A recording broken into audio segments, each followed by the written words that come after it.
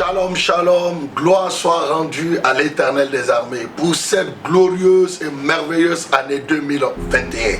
Waouh, quelle grâce, quel honneur, quel privilège. Nous voulons bénir l'Éternel pour la vie de tous ceux qui nous suivent, tous les précieux et toutes les précieuses. Nous venons d'entrer dans une nouvelle année 2021, l'année d'impact et de grande moisson. Vous savez que dès que nous avons entamé 2020, le Seigneur nous a dit 2020-2030 est la saison de grande moisson. Et nous voulons bénir Dieu pour 2021 qui sera pour toi et pour moi notre année d'impact et de grande moisson. Je réitère encore mes vœux les meilleurs de prospérité, de bonne santé, de longévité, de grâce et de bénédiction. Pour tous les précieux, précieuses, nous voudrons vous dire que l'Éternel vous bénira cette année. La grâce de Dieu se manifestera de façon intense et la gloire de Dieu éclatera dans votre vie. Tu as simplement besoin cette année de comprendre que c'est vrai que les années se ressemblent, mais l'Éternel a quelque chose de meilleur pour toi. C'est pourquoi ce premier enseignement de l'année, l'Esprit de Dieu m'a conduit dans le livre de Agé chapitre 2 à partir du verset 9 qui dit: la gloire de cette dernière maison sera plus grande que celle de la première, dit l'Éternel des armées. Et c'est dans ce lieu que je donnerai la paix, dit l'Éternel des armées. Voici un texte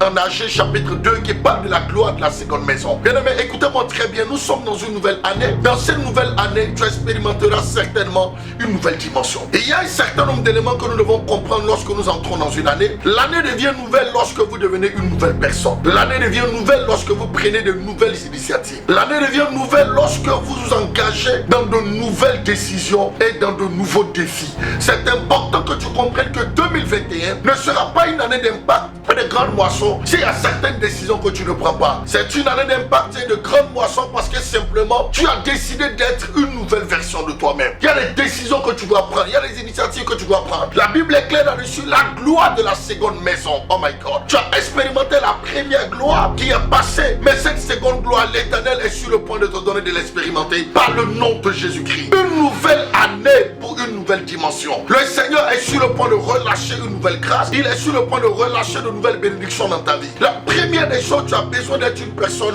transformée. Il faut que tu quittes le stade de là où tu es pour parvenir au stade de la maturité. Il faut que tu deviennes quelqu'un de transformé. Une personne transformée, une personne qui sait prendre les initiatives, une personne qui sait se séparer de ce dont elle doit se séparer et qui sait se connecter à ce dont elle doit se connecter. Je prie que cette grâce, cette faveur de Dieu soit libérée dans ta vie au nom de Jésus-Christ. Nouvelle année, nouvelle dimension est aussi non seulement être une nouvelle personne, mais c'est également prendre de nouvelles décisions. Tes décisions doivent être des décisions basées sur la parole de Dieu. Tes décisions doivent être des décisions basées sur Christ. Ne prends aucune décision cette année sans consulter l'Éternel. À tes résolutions répondra le succès et sur ton sentier brillera la lumière. Pour dire que à chaque résolution, chaque décision que tu prendras, Christ doit être le centre, le cœur et le moteur de toutes ces décisions. La troisième chose qui te donnera dans cette nouvelle année d'expérimenter la nouvelle dimension, c'est de composer avec Christ. Vous ne pouvez pas réussir votre année juste par des vœux. Les vœux ne vont pas transformer ta vie. Les vœux sont des souhaits émis. Mais si des vœux devaient donner à des destinées de changer, il y a longtemps que nos vies auraient changé. Je ne dis pas qu'on ne doit pas se souhaiter les vœux, mais au-delà des vœux, au-delà des paroles et de ce que quelqu'un peut te souhaiter comme vœu,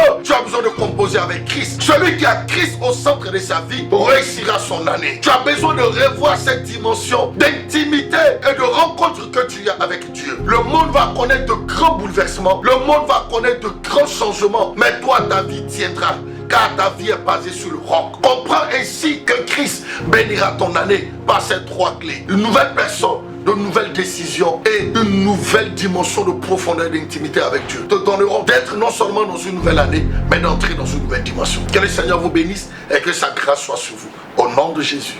Amen. Récapitulatif.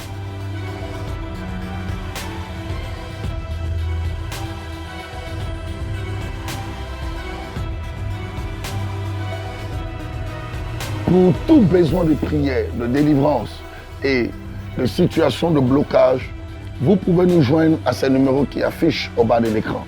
Que le Seigneur vous bénisse et que la grâce de Dieu soit sur vous.